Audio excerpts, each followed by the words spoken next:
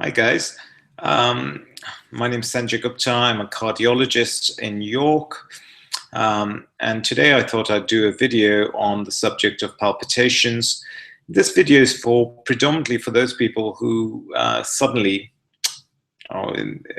start getting symptoms of palpitations either in the middle of the night or during the day, but essentially are feeling helpless because they're being troubled with the palpitations as I make this video, and they don't know what to do about it. They don't know whether to call for an ambulance. They don't know whether this is the sign of a heart attack. They don't know how worried they need to be. They don't know whether to go to hospital today or tomorrow.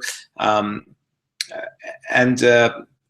I hope that this video helps in some way in trying to alleviate their anxieties and to give them some kind of idea as to how to progress about getting their palpitations sorted out. Okay, so the first thing to say is that if you're having palpitations right now and you're watching this video, the most important thing is not to panic. All right, generally most palpitations are benign. They don't necessarily cause heart attacks or will cause you to drop down dead. Okay, there are some palpitations which can be a little bit more dangerous, and I'll talk you through them. So it's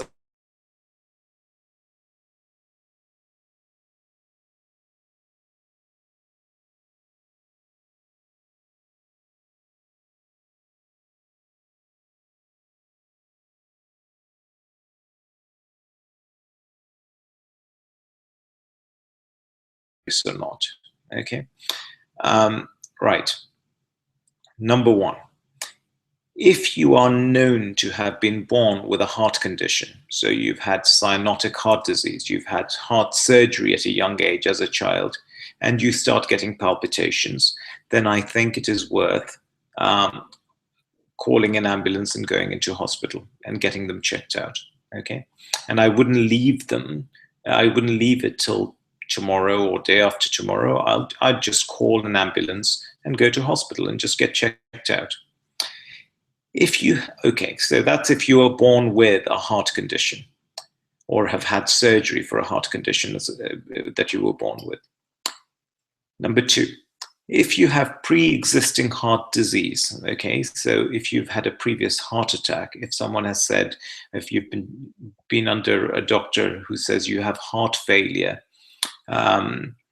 if you have any conditions like hypertrophic cardiomyopathy, and you get palpitations, then I think it's very reasonable for you to go into casualty and get checked out.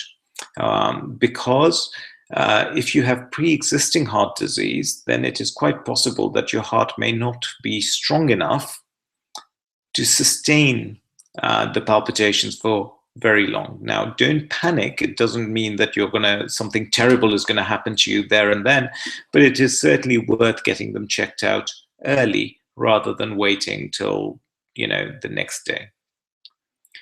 Here's another big one. If there is a family history of sudden unexplained death, okay, so by that I mean if you have a brother or a cousin or anyone like that who suddenly dropped down dead at a young age with no explanation, or in whom people said, in whom there was a post-mortem diagnosis of sudden cardiac death, then absolutely, if you're getting palpitations, please go into hospital and get checked out. Okay. If your palpitations are associated with blackouts or severe chest pains, and by chest pains, I mean a heaviness across the chest, almost like someone sitting, like an elephant sitting on your chest constantly, and you feel just nauseous and yucky and you're vomiting, or you feel clammy and gray, and the palpitations are going and you feel like you're going to pass out, then it's worth going into hospital and getting an ECG.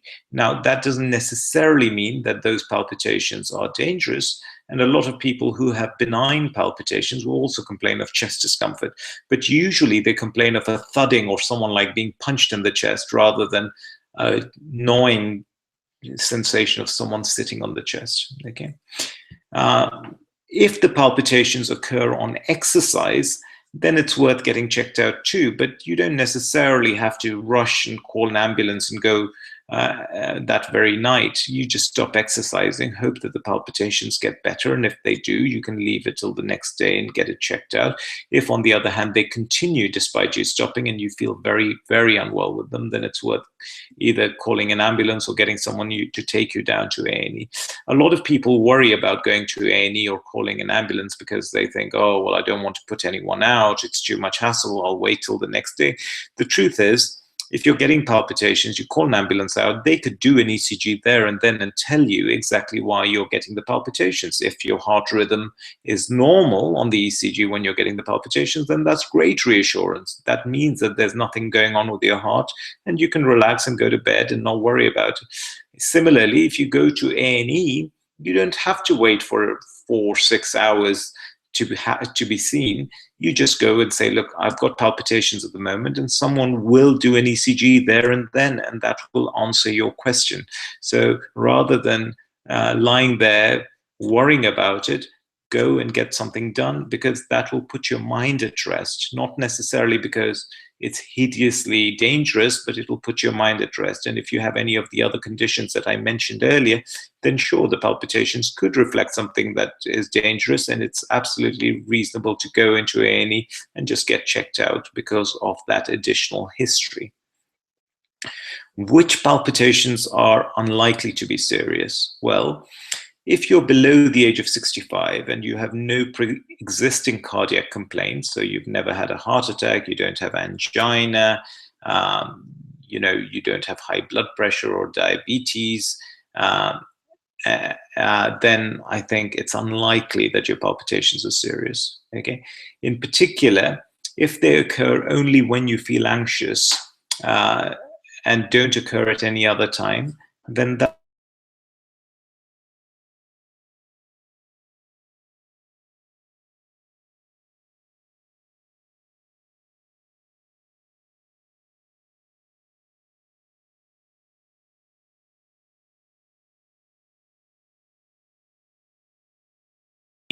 okay, so let me beat them out. If they're like this,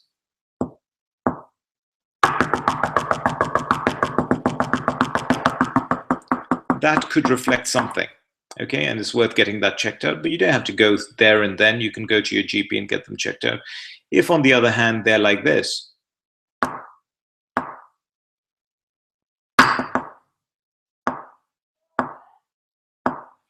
then they're likely to be benign.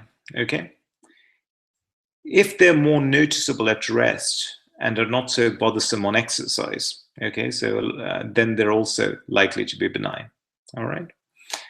So those are things that tell you that they're not serious. Having said that, it's always worth going and just getting them checked out by your GP at a later date, so you can go the next day or go within the week. I wouldn't leave them very long, because if you are getting palpitations, then you're likely to get anxious about them, and then the anxiety will precipitate more in the way of palpitations. So it's always good to get them checked out, but you don't have to rush or panic about them in the middle of the night. And you certainly don't necessarily need to rush in and call an ambulance unless you feel very, very unwell with them. Okay, so I hope that's one other thing I would say is that if they've been going on for about half an hour or so, it's probably worth going into A&E and getting an ECG. And the reason for that is predominantly because sometimes they can be very difficult to catch at the time they're happening.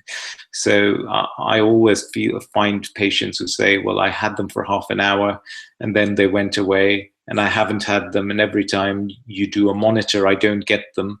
And then when I'm not having a monitor, I do get them. So I say to them, well, next time you get them, please just go to A&E, because that's the time someone needs to do an ECG, when you are having your palpitations, so that those palpitations can be defined. Do they represent a normal heartbeat, in which case the palpitations are probably related to your mind rather than your heart? Or do they represent an abnormal heartbeat, in which case they could represent a heart rhythm disturbance? But even if they do represent a heart rhythm disturbance, most heart rhythm disturbances are relatively easy to treat, and some are actually curable. So lots of reassurance there for you. All right. I hope this has been useful.